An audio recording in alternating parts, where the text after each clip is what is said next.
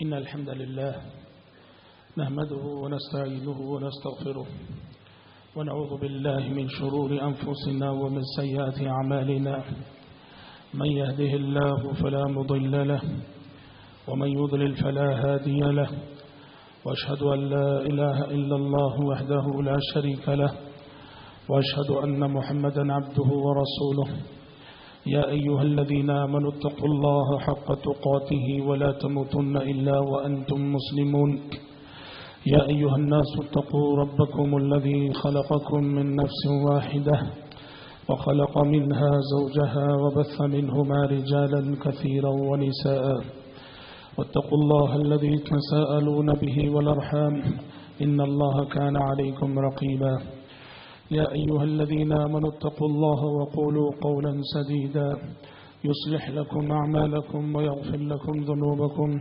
ومن يطع الله ورسوله فقد فاز فوزا عظيما أما بعد فإن خير الحديث كتاب الله وخير الهدي هدي محمد صلى الله عليه وسلم وشر الأمور محدثاتها وكل محدثة بدعة وكل بدعة ضلالة وكل ضلالة في النار. أعوذ بالله السميع العليم من الشيطان الرجيم من همزه ونفخه ونفسه. ولقد خلقنا الإنسان ونعلم ما توسوس به نفسه ونحن أقرب إليه من حبل الوريد إذ يتلقى المتلقيان عن اليمين وعن الشمال قعيد ما يلفظ من قول إلا لديه رقيب عتيد وجاءت سكرة الموت بالحق ذلك ما كنت منه تحيد ونفخ في الصور ذلك يوم الوعيد وجاءت كل نفس معها سائق وشهيد لقد كنت في غفلة من هذا فكشفنا عنك غطاءك فبصرك اليوم حديد وقال قرينه هذا ما لدي عتيد ألقيا في جهنم كل كفار عنيد مناع للخير معتد مريب الذي جعل مع الله إلها آخر فألقياه في العذاب الشديد قال قرينه ربنا ما أطويته ولكن كان في ضلال بعيد قال لا تختصموا لدي وقد قدمت إليكم بالوعيد ما يبدل القول لدي وما أنا بظلام للعبيد وقال عز وجل لكل أمة جعلنا منسكا ليذكروا اسم الله على ما رزقهم من بهيمة الأنعام فإلهكم إله واحد فله أسلموا وبشر المخبتين. حضرات ابھی میں نے خطبہ مسنونہ کے بعد سورۃ الحج کی ایک آیت آپ کے روبرو تلاوت کی ہے. اللہ تبارک و تعالیٰ نے اس آیت میں ارشاد فرمایا کہ لِكُلِّ أُمَّةٍ جَعَلْنَا مَنْسَكًا ہر امت کے لیے ہم نے قربانی کا ایک طریقہ مقرر فرما دیا تھا. لِيَذْكُرُوا اسْمَ اللَّهِ عَلَى مَا رَزَقَهُم مِّن بَهِيمَةِ الْأَنْعَامِ تاکہ وہ اللہ کا نام لے ان پالتو جانوروں پر جو اللہ تعالیٰ نے انہیں عطا کیے ہیں. فَإِلَٰهُكُمْ إِلَٰهٌ وَاحِدٌ فَلَهُ أَسْلِمُوا تم سب کا معبود ایک ہی معبود ہے اسی کے اطاعت گزار بنو. وبشر المخبتین اور اے پیغمبر عاجزی اختیار کرنے والے بندوں کو آپ بشارت دے دیجئے خوشخبری سنا دیجئے. حضرات اس وقت ہمارے سامنے کئی ایک شرعی مناسبتیں ہیں. سب سے پہلی شرعی مناسبت تو یہ ہے کہ کل سے ہم سب انشاءاللہ تعالی عشرہ ذی الحج میں داخل ہونے والے ہیں. یہ عشرہ جو شرعی ناحیے سے بڑا ہی فضیلتوں والا عشرہ ہے اور رب العالمین نے قرآن مجید میں اس عشرے کی قسم کھائی ہے اور پیارے نبی صلی اللہ علیہ وسلم نے احادیث میں اہل ایمان کو تعلیم دی ہے تلقین کی ہے کہ جیسے رمضان جب آتا ہے اس کا ایک اہتمام ہوتا ہے اس کا ایک استقبال ہوتا ہے ایک جذبہ عمل کے ساتھ ہم رمضان کا سامنا کرتے ہیں ویسے ہی عشرہ ذی الحج کا بھی اسی جذبہ عمل سے استقبال ہونا چاہیے اور عشرہ ذی الحج کے ساتھ بھی اسی اہتمام کے ساتھ پیش آنا چاہیے. دوسری شرعی مناسبت کہ ادھر حجاج کرام فریضہ حج بیت اللہ کی ادائیگی کے لیے بیت اللہ کا قصد کر رہے ہیں اور ان دنوں وہ عمرے کے فریضے سے فارغ ہو کر حرمین شریفین کی زیارت کی سعادت وہ حاصل کر رہے ہیں.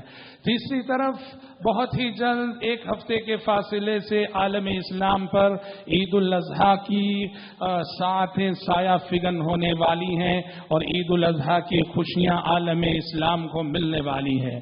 اور اسی عید الاضحیٰ کی مناسبت سے ہم سب، آپ سب اور دنیا بھر کے مسلمان اس وقت قربانی کی تصور اور قربانی کی تیاری میں بھی ہیں.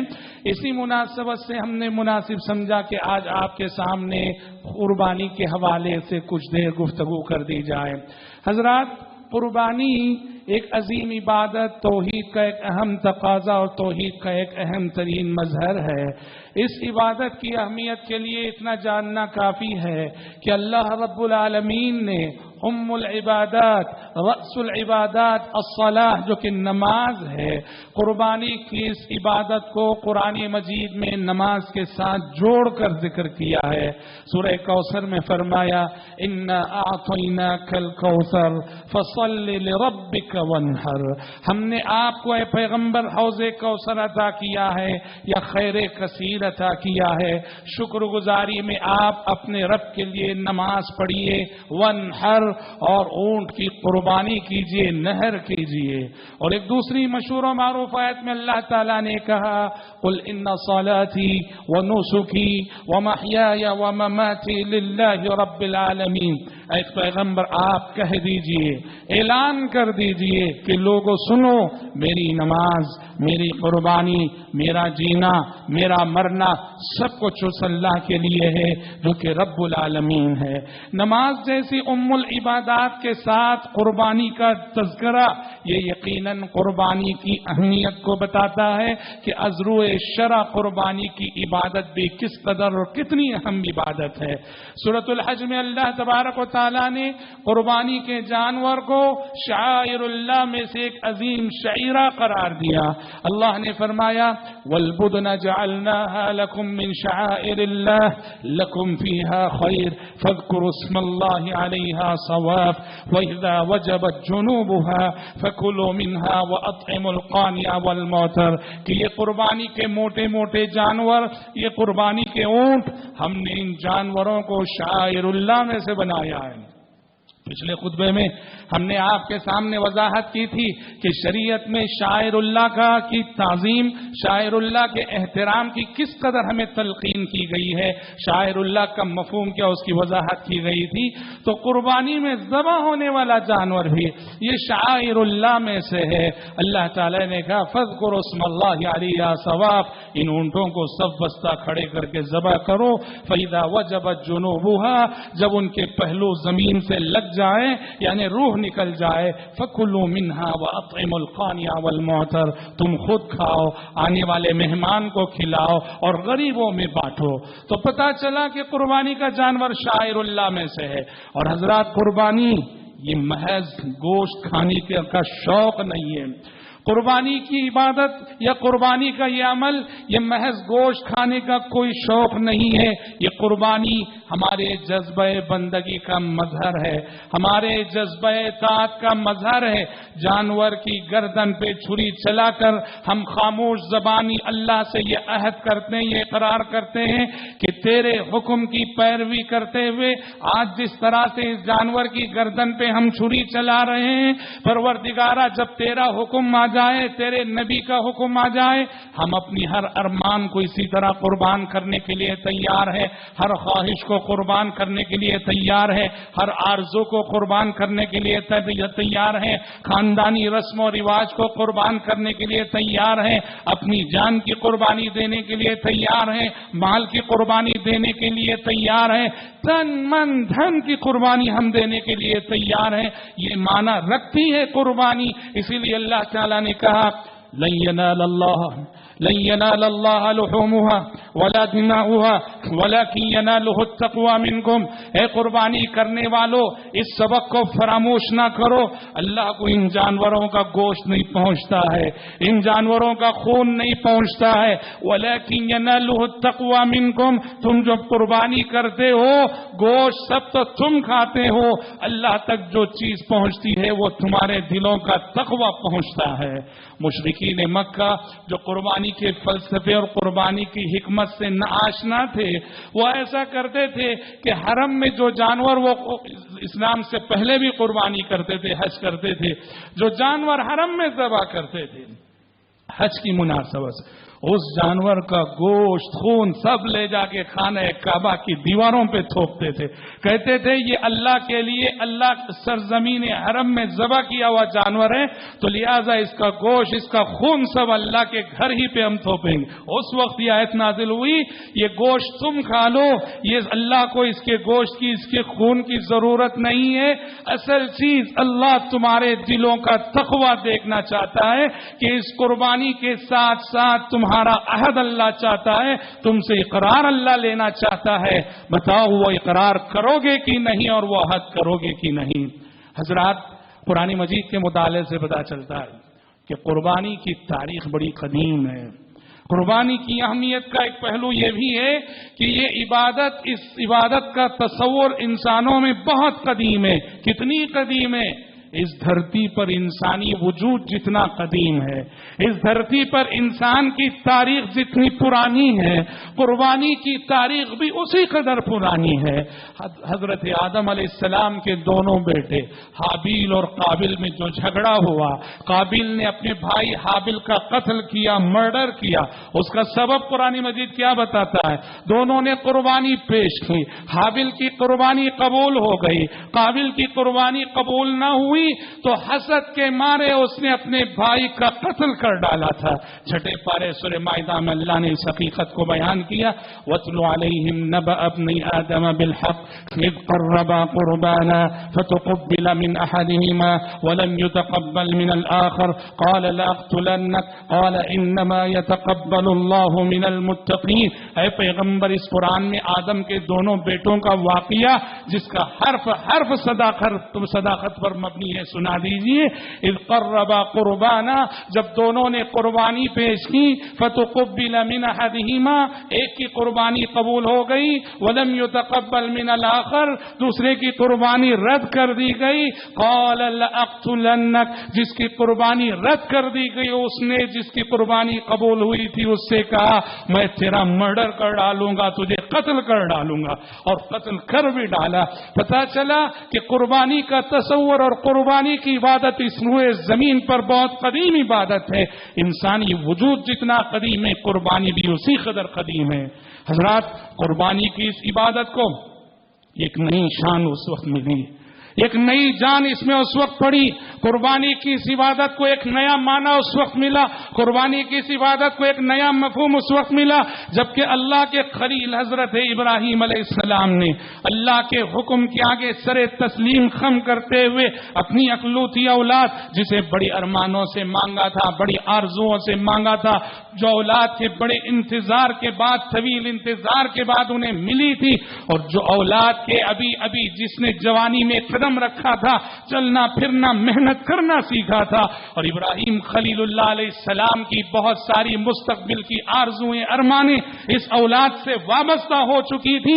ایسے میں اللہ رب العالمین نے خواب میں حکم دیا کہ تمہاری یہ اولاد جسے تم نے بڑی ارمانوں سے مانگا، بڑی آرزوؤں سے مانگا، بڑے انتظار کے بعد ہوئی، تمہارے بہت سارے خواب ہیں جو اس اولاد سے جڑے ہوئے ہیں، تم اپنے مستقبل اور فیوچر کو لے کر اس اولاد کے ساتھ بڑی امیدیں لگائے ہوئے ہو، لیکن میرا حکم ہے اس اولاد کو میرے حکم کی تابعداری کرتے ہوئے ذبح کر ڈالو۔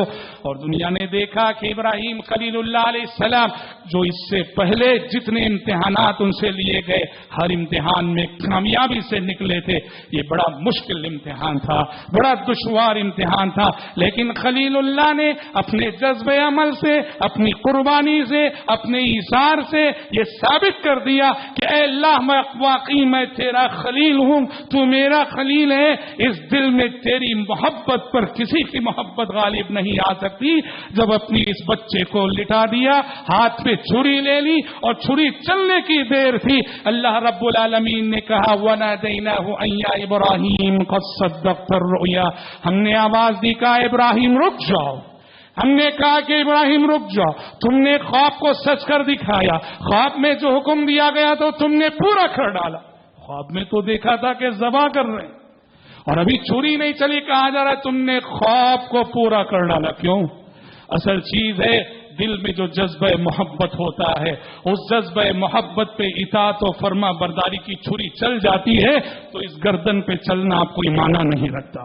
ابراہیم خلیل اللہ نے جب اپنے بچے کو لٹا دیا، اپنے ہاتھ میں چھری لے لی، تو دل میں بیٹے کی محبت کا جو جذبہ تھا اس کو وہ قربان کر چکے تھے۔ اس جذبے پہ اطاعت و فرما برداری کی چھری چل چکی تھی، گرچہ اسماعیل علیہ السلام کے گردن پہ نہ چلی تھی، دل میں جو بیٹے کی محبت کا جذبہ ہے اس پہ وہ چھری چل چکی تھی۔ اس لیے اللہ نے کہا ابراہیم رک جاؤ، قد صدقت الرؤیا، خواب میں اللہ نے تمہیں جو حکم دیا تھا، تم سے جو مطالبہ تھا وہ مطالبہ تم نے پورا کر ڈالا ہے۔ وَفَدَيْنَاهُ بِذِبْحٍ عَظِيمٍ، اور اس قربانی کے بدلے جان کی انسان کی قربانی کے بدلے بیٹے کی قربانی کے بدلے اللہ رب العالمین نے ایک مینڈھا بھیجا اور اس کو جو ہے انہوں نے اللہ تعالیٰ کے حکم سے قربان کیا۔ یہیں سے حضرات قربانی ایک نیا مفہوم، ایک نیا معنی اور ایک نئی شان اور ایک نئی جان قربانی میں پڑتی ہے۔ قربانی کی عبادت جب بھی ہم کرتے ہیں اس سبق کو فراموش نہیں کرنا چاہیے، اس پیغام کو فراموش نہیں کرنا چاہیے جو سبق جو پیغام کے حضرت ابراہیم خلیل اللہ علیہ السلام کی قربانی میں مضمر ہے۔ قرآن مجید کہتا ہے، جس آیت سے ہم نے اپنے خطبے کا آغاز کیا، کہ دنیا میں جتنی شریعتیں گزری ہیں، جتنے پیغمبر آئے ہیں، ہر شریعت میں قربانی کی تعلیم رہی، ہر شریعت میں قربانی کا حکم رہا، ہر پیغمبر نے اپنی امت کو قربانی کی تعلیم دی، ہر پیغمبر کی امت اللہ کا تقرب حاصل کرنے کے لیے قربانی کرتی رہی۔ اللہ نے اسی کو بیان کرتے ہوئے کہا وَلِكُلِّ أُمَّةٍ جَعَلْنَا مَنسَكًا، ہر امت کے لیے ہم نے قربانی کا ایک طریقہ مقرر فرمایا، لِيَذْكُرُوا اسْمَ اللَّهِ عَلَى مَا رَزَقَهُم مِّن بَهِيمَةِ الْأَنْعَامِ، تاکہ لوگ اللہ نے جو پالتو جانور انہیں عطا کیے ہیں ان جانوروں پر اللہ کا نام لیں، اللہ کا نام لے کر انہیں ذبح کریں۔ قربانی کی تعلیم کیا ہے؟ قربانی کا فلسفہ کیا ہے؟ قربانی کا سبق کیا ہے؟ قربانی کس لیے کا؟ اظہار توحید کے لیے، اظہار بندگی کے لیے۔ اسی لیے فوراً کہا فَإِلَٰهُكُمْ إِلَٰهٌ وَاحِدٌ فَلَهُ أَسْلِمُوا، تمہارا معبود ایک ہی معبود ہے، فَلَهُ أَسْلِمُوا، اسی کے اطاعت گزار بن جاؤ۔ وَبَشِّرِ الْمُخْبِتِينَ، اور اے پیغمبر عاجزی اختیار کرنے والے بندوں کو خوشخبری سنا دیجئے۔ حضرات پیارے نبی صلی اللہ علیہ وسلم کی حیات طیبہ کا مطالعہ کیجئے۔ پیارے نبی صلی اللہ علیہ وسلم اپنی مدینے کی 10 سالہ زندگی میں پورے اہتمام سے قربانی کی سنت کو آپ صلی اللہ علیہ وسلم ادا کیا کرتے تھے۔ پورے اہتمام سے 10 سال آپ مدینے میں مقیم رہے اور کسی سال آپ صلی اللہ علیہ وسلم نے قربانی کی عبادت نہیں چھوڑی۔ اور بسا اوقات ایسا ہوتا مدینے میں رہتے ہوئے آپ صلی اللہ علیہ وسلم مکہ جانور بھیجتے تھے قربانی کے لیے۔ آپ مدینے میں ہیں اس لیے کہ سرزمین حرم میں جانور بھیج کر اللہ کے نام پہ اسے قربان کرنا یہ خود ایک مستقل عبادت تھی۔ کئی مرتبہ آپ نے مدینے میں رہ کر جانور بھیجا مکے میں ذبح ہونے کے لیے، اور آپ نے اپنی زندگی کا جو آخری حج کیا حجۃ الوداع، حجۃ الوداع میں پیارے نبی صلی اللہ علیہ وسلم نے 100 اونٹ ذبح کیے، 100 جانوروں کی قربانی دی، جن میں سے 63 جانور آپ نے اپنے دست مبارک سے ذبح کیے۔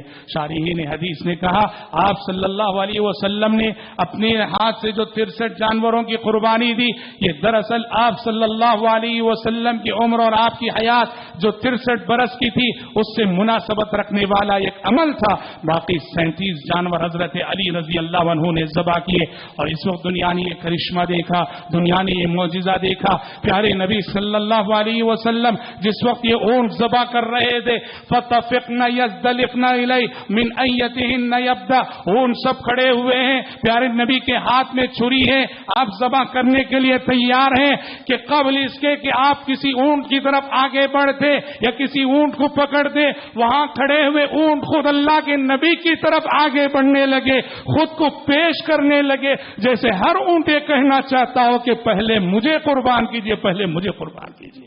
حضرات قربانی کے اعتبار سے اگر آپ دیکھیں دنیا کا مشکل ترین جانور ہے اونٹ. بکرے کو ذبح کرنا آسان ہے, گائے بیل کو لٹانا آسان ہے. اونٹ کی قربانی بہت مشکل کام ہے. اونٹ بڑا سرکش جانور ہے اور اس کو لٹانے کے لیے, اس کو سلانے کے لیے, اس کو قربان کرنے کے لیے, اس کو نہر کرنے کے لیے بڑی طاقت چاہیے, کئی افراد چاہیے. لیکن پیارے نبی صلی اللہ علیہ وسلم نے جب قربانی کی اس عبادت کا عزم کیا, ہاتھ میں چھری لے لی. یہ جانور سمجھ رہے تھے ہم اللہ کے راستے میں ذبح ہونے جا رہے ہیں اور نبی کریم صلی اللہ علیہ وسلم کے دست مبارک سے ذبح ہو رہے ہیں. ہر جانور کی یہ خواہش تھی, ذبح تو ہم سب ہو رہے ہیں آج, لیکن ہر اونٹ کی یہ خواہش تھی کہ پہلے پیارے نبی کی چھری میری گردن پہ چلے. فَتَفِقْنَ يَزْدَلِفْنَ إِلَيْهِ مِنْ أَيَّتِهِنَّ يَبْدَأُ. حضرات, قربانی جہاں توحید کا اہم ترین مظہر ہے, توحید کا اہم ترین تقاضا ہے. یاد رکھیے شیطان نے ہمیشہ سے دنیا میں جن صورتوں میں شرک کروایا ہے ان میں سے ایک بہت بڑی شکل غیر اللہ کے نام پہ قربانی کرنا, بتوں کے نام پہ قربانی کرنا, اولیاء کے نام پہ قربانی کرنا, انبیاء کے نام پہ قربانی کرنا, بتوں آستانوں کے نام پہ قربانی کرنا. شیطان نے ہمیشہ سے انسانوں کو اس راستے سے بہکایا ہے. غیر اللہ کے نام پہ قربانی کرنے کی اس نے انسانوں کو تعلیم دی اور شیطان کے فریب میں مبتلا ہو کر ماضی ہی میں نہیں آج بھی آپ دیکھیں گے خصوصاً وہ لوگ جن کا تعلق جادوگروں سے ہے, جن کا تعلق عاملوں سے ہے, جنات کے شر سے بچنے کے لیے عامل کہتا ہے, جن مطالبہ کرتا ہے کہ میرے نام پہ کالے بکرے کی قربانی کرو اور میں نکل جاؤں گا, میرے نام پہ کالی مرغی کی قربانی کرو میں نکل جاؤں گا. اور آج آپ دیکھتے ہیں اللہ کے نادان بندے اللہ رب العالمین سے بغاوت کرتے ہوئے اللہ کی بنائی ہوئی ان مخلوقات کو غیر اللہ کی رضا چاہتے ہوئے غیر اللہ کے نام پہ ذبح کرتے ہیں. پیارے نبی صلی اللہ علیہ وسلم نے لعنتوں کی وعید سنائی ہے. حضرت علی بن ابی طالب رضی اللہ عنہ راوی ہیں, کہتے ہیں پیارے نبی صلی اللہ علیہ وسلم نے فرمایا لعن اللہ من ذبح لغیر اللہ, اللہ کی لعنت ہے اس شخص پر جو غیر اللہ کے لیے جانور ذبح کرتا ہے. تاریخ تو حضرات یہاں تک بتاتی ہے کہ جانور تو جانور, شیطان نے انسانوں کو ذبح کرنے پہ آمادہ کیا, غیر اللہ کے نام پر انسانوں کی قربانی دینے پہ آمادہ کیا. تاریخ میں کیسے کیسے بھیانک واقعات ہمیں ملتے ہیں. پرانے زمانے میں ایک رواج تھا, اگر کسی بادشاہ کو فتح مل جاتی, فتح حاصل ہو جاتی, وہ اپنے دشمن پہ غالب آ جاتا تو دشمن کے جو قیدی ہوتے, قیدیوں میں دیکھا جاتا سب سے خوبصورت قیدی کون ہے, جو سب سے زیادہ خوبصورت قیدی ہے اسے لے جا کے بتوں کے نام پہ ذبح کیا جاتا تھا. اور تاریخ نے ایسے واقعات بھی یاد رکھے ہیں کہ کئی حکمران اور بادشاہ ایسے گزرے ہیں اپنی کرسی کی حفاظت کے لیے, اپنی دانست میں وہ یہ سمجھتے ہیں ہمارے یہ خدا ہم سے خوش رہیں گے تو ہماری کرسی ہم سے کوئی نہیں چھینے گا. اور شیطان نے انہیں یہ سمجھایا تمہارے خدا تم سے اس وقت خوش ہوں گے جب اپنے بیٹوں کو قربان کرو گے ان کے نام پر. تاریخ میں ایسے بادشاہ بھی ملتے ہیں کہ جو نعوذ باللہ اپنے جھوٹے خداؤں کے نام پر جنہوں نے اپنے نوجوان شہزادوں کو قربان کیا ہے. اور آپ نے وہ واقعہ سنا حضرت عمر بن العاص رضی اللہ عنہ نے جب مصر فتح کیا, نیل کا پانی سوکھ گیا. حضرت عمر بن العاص کو لوگوں نے بتایا کہ معمول ہے کہ ہر سال مصر والے دریائے نیل کے لیے ایک حسین و جمیل عورت کی قربانی دیتے ہیں. اسے سوار کر بناؤ سنگار کر کے نوجوان دوشیزہ کو دریائے نیل کے حوالے کیا جاتا ہے اور تب جب اسے قربان کیا جاتا ہے تو دریا کا پانی بہتا ہے. عمرو بن العاص رضی اللہ عنہ نے حضرت عمر کو یہ پیغام بھیجا تھا اور حضرت عمر نے دریائے نیل کے نام وہ پیغام بھیجا تھا. تاریخ کا مشہور واقعہ ہے, کہا کہ نیل اگر تو اللہ کے حکم سے بہ رہا ہے تو تیرے پانی کی ہمیں ضرورت ہے اور اللہ کے حکم سے بہ پڑ, تو بات ایسی نہیں تو پھر تیرے پانی کی ہمیں کوئی ضرورت نہیں. حضرت عمر بن خطاب رضی اللہ عنہ کے اس حکم کے بعد دریائے نیل میں پانی پوری روانی کے ساتھ اور پوری فراوانی کے ساتھ بہ پڑا تھا. مصر کی تاریخ کا مشہور واقعہ. کہنا یہ حضرات شیطان نے انسانوں کو جن راستوں سے گمراہ کیا ہے, غیر اللہ کے نام پہ نہ صرف جانوروں کی قربانی, غیر اللہ کے نام پہ انسان مسلمانوں کی قربانی کے ذریعے اس نے گمراہ کیا. قرآن مجید اسی فلسفے، اسی سوچ، اسی ظالمانہ فکر پر رد کرتے ہوئے کہتا ہے قد خسر الذین قتلوا اولادهم قد خسر الذین قتلوا اولادهم سفہا بغیر علم وحرموا ما رزقهم اللہ افتراء علی اللہ. گھاٹے میں ہیں وہ لوگ، نقصان میں ہیں وہ لوگ، خسارے میں ہیں وہ لوگ جنہوں نے حماقت کا ثبوت دیتے ہوئے، نادانی کا ثبوت دیتے ہوئے، علم نہ ہونے کے سبب اپنی اولاد کو قتل کر ڈالا، اپنی اولاد کو بتوں کے نام پہ ذبح کر ڈالا. تو حضرات، قربانی جب اللہ کے لیے ہو یہ توحید کا اہم ترین مظہر، توحید کا اہم ترین تقاضا. لیکن یہی قربانی جب غیر اللہ کے لیے ہو جاتی ہے تو یہ شرک کی بہت بڑی شکل اور شرک کا بہت بڑا مظہر. ہر سال عید الاضحیٰ کی آمد کی مناسبت سے اسی جذبہ بندگی اور اسی اظہار توحید کے جذبے کو لے کر کہ ہم سب اللہ کے موحد بندے ہیں، اسی کی غلامی کرنے والے، اسی کی اطاعت و فرما برداری کرنے والے، اسی کے آگے سر تسلیم خم کرنے والے، اسی جذبے کو لے کے ہر سال قربانی کی عبادت کا اہتمام ہم سب کو کرنا چاہیے. جسے بھی اللہ نے سکت دی ہے، استطاعت دی ہے، طاقت دی ہے، اس کے لیے اچھا نہیں کہ وہ قربانی نہ کرے، قربانی ضرور کرے. کسی کے پاس اگر پورا جانور خریدنے کی سکت نہیں ہے، شریعت نے آپ کو گائے، اونٹ وغیرہ میں حصہ لینے کی بھی گنجائش رکھی ہے، حصہ بھی ضرور لیں. اور یاد رکھیں، حصے کا مطلب یہ نہیں ہوتا ہے وہ حصہ ایک آدمی کی جانب سے ہے، نہیں، حصہ پوری فیملی کی جانب سے بھی ہوتا ہے. جس طرح ایک بکرا پوری فیملی کی طرف سے ہوتا ہے، اسی طرح گائے بیل کا ایک حصہ بھی پوری فیملی کی طرف سے ہو سکتا ہے. اور یاد رہے، قربانی کے جانوروں کی خریداری شروع ہو چکی ہے، تو قربانی کا جانور خریدتے ہوئے اس بات کا خیال رکھیں آپ جس جانور کو خرید رہے ہیں وہ عیب دار نہ ہو. ایسا جانور جس میں کا لنگڑا پن بالکل ظاہر ہے، ایسا جانور جو بالکل بوڑھا ہے، بالکل کمزور ہے، عیب دار جانور کی قربانی نہ دیں. اس لیے کہ جیسے بتایا گیا یہ ہمارے جذبہ اطاعت کا مظہر ہے. تو لہٰذا اگر جانور عیب دار ہو اس کے معنی یہ ہو گئے ہم اللہ سے یہ کہنا چاہتے ہیں ہمارا جذبہ بندگی بھی اسی طرح عیب دار اور کمزور ہے. صحت مند جانور کی قربانی دیجیے. صحابہ تو فرماتے، امام بخاری نے نقل کیا، کننا نسمن الاضحیہ، کہ ہم وقت سے پہلے جانور خرید لیتے تھے عید آنے سے پہلے، اور ان جانوروں کو کھلا پلا کر اچھا موٹا تازہ کرتے تھے کہ یہ اللہ کے راستے میں ذبح ہونے والا جانور ہے. اور حضرات، ملک کی حالات کے تناظر میں یہ بات بھی ہم بتانا ضروری سمجھتے ہیں. ہمارے اس شہر میں اور خصوصاً ہمارے اس محلے شیواجی نگر میں ہم نے پچھلے سالوں میں سب دیکھا ہے، جانوروں کی نمائش کرنا، قربانی کے جانور کے گلے میں پھول کا ہار ڈال کر گلیوں میں گھمانا، سڑکوں پہ گھمانا. ہمارے ملک کے حالات کتنے نازک ہیں. مسلمان اس وقت اس ملک میں کس نازک دور اور نازک حالات سے گزر رہا ہے، یہ سب آپ سے مخفی نہیں ہے.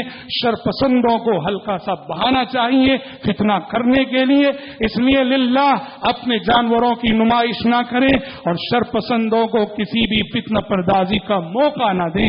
اور اس میں ایک تو یہ دنیاوی اعتبار سے نقصان، اخروی اعتبار سے یہ جانور جب ریاکاری کا ذریعہ بن جائے گا، دکھاوے کا ذریعہ بن جائے گا، ہماری یہ قربانی کی عبادت بھی رد کر دی جائے گی.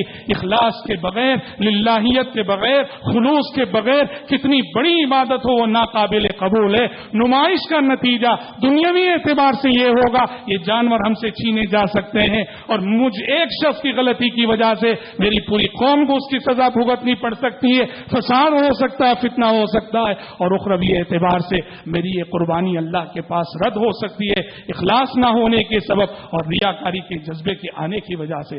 حضرات، دوسری بات کہ جیسے ہم نے خطبے کی ابتدا میں بتایا، عشر ذی الحجہ کل سے شروع ہو رہا ہے. یہ بڑی فضیلتوں والا عشرہ ہے. اس عشرے کا خاص عمل ہے اللہ تبارک و تعالیٰ کا ذکر. تو لہٰذا کثرت سے اللہ تبارک و تعالیٰ کا ذکر کرتے رہیں، چلتے پھرتے اٹھتے بیٹھتے. اور اس عشرے میں کثرت سے نفل روزوں کا اہتمام بھی مسنون عمل ہے. کثرت سے نفل روزوں کا بھی اہتمام کریں، قرآن مجید کی تلاوت کا بھی اہتمام کریں. اسلاف کرام کے بارے میں آتا ہے یہ عشرہ جب آتا تھا جیسے ماہ رمضان کا استقبال وہ کرتے تھے، اس عشرے کا بھی وہ استقبال اسی جذب عمل سے کیا کرتے تھے۔ لہذا شعائر اللہ کی تعظیم کا تقاضا ہے کہ عشرہ ذی الحجہ میں ہماری زندگی میں تبدیلی نظر آنی چاہیے، ہمارے مقدار عمل میں اضافہ نظر آنا چاہیے، ہمارے معیار عبادت میں بہتری آنی چاہیے۔ ایسا نہیں ہونا چاہیے عام دنوں کو جیسے ہم نے گزارا، عشرہ ذی الحجہ کو بھی ویسے ہی گزارا، کوئی تبدیلی ہمارے اندر نہیں، ہماری عبادتوں میں کوئی اضافہ نہیں، ایسا ہرگز نہیں ہونا چاہیے۔ متقی اسے کہتے ہیں جو شاعر اللہ کی تعظیم اور احترام کرتا ہے۔ ومن يعظم شعائر اللہ فانها من تقوى القلوب، جو شاعر اللہ کی تعظیم کرے تو یہ دلوں کے تقوی کی بات ہے۔ دعا ہے رب العالمین سے اللہ تعالیٰ مجھ کہنے والے کو، آپ سننے والوں کو اس آنے والے عظیم عشرے کا احترام کرنے کی، اس کی تعظیم کرنے کی اور اس میں زیادہ سے زیادہ اللہ کی عبادت کرنے کی توفیق عطا فرمائے، اللہم آمین۔ اللہ تعالیٰ ہم سب کو عید الاضحیٰ کی حقیقی مسرتوں سے مالا مال فرمائے۔ اللہ تعالیٰ پوری امت مسلمہ کو فتنہ پردازوں کی فتنہ پردازیوں سے اور ان کی سازشوں سے محفوظ رکھے۔ حضرات حسب معمول میں اپنے اعلان پر اپنی گفتگو ختم کرتا ہوں۔ آج کے خطبے کا چندہ ڈائلسس کے مریضوں کے لیے خاص کیا گیا ہے۔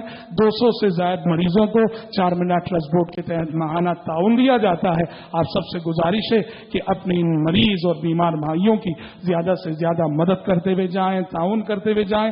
اللہ تعالیٰ آپ کے صدقات و خیرات کو شرف قبولیت سے نوازے، آمین ثم آمین۔ بارک اللہ لنا ولکم فی القرآن العظیم ونفعنا وإياكم بما فيه من الآيات والذكر الحكيم إنه تعالى جواد كريم ملك بر رؤوف رحيم رب حليم۔